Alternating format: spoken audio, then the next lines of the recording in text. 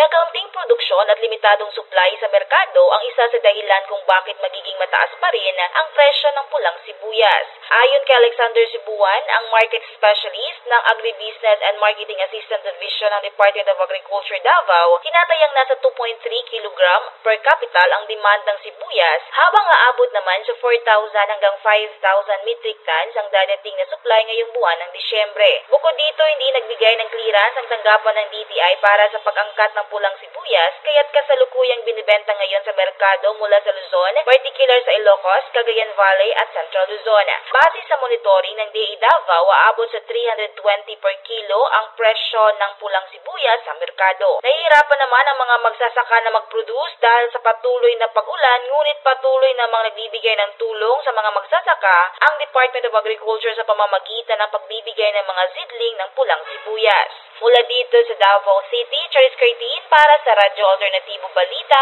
Nationwide.